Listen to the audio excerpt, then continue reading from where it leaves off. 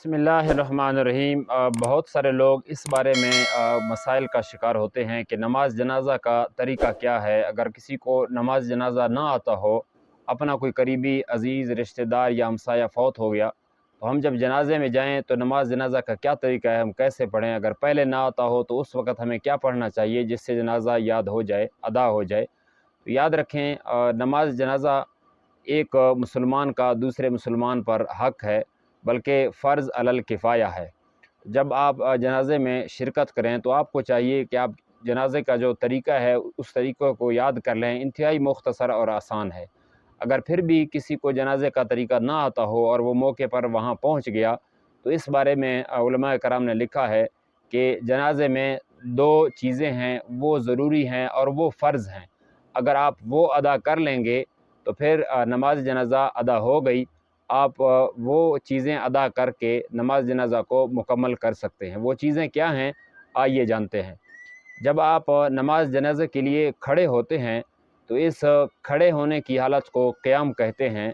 नमाज जनाज़ा में एक चीज़ ये है क़याम, यानी जब आप खड़े रहें तो इसको क़याम की हालत कहते हैं। तो ये क़याम करना फ़र्ज़ है। जब आप ये एक फ़र्ज़ अदा कर लेंगे तो ऐसे समझें कि निस्फ़ जनाज़ा, आधा जनाज़ा आप अदा कर चुके हैं। फिर दूसरी चीज़ क्या है, वो है 4 तकबीरें, कि इमाम साहब जब 4 मरतबा अल्लाहु अकबर ज़ोर से पुकारते हैं तो इमाम साहब के साथ आप भी अपने अल्फाज में अल्लाहु अकबर कहेंगे। यानी 4 तकबीरें और क़याम, ये 2 चीज़ें जब आप नमाज जनाज़ा में अदा कर लें तो नमाज जनाज़ा के ये 2 फ़र्ज़ थे वो अदा हो गए। तो आप नमाज जनाज़ा मुकम्मल कर चुके हैं, अदा कर चुके हैं।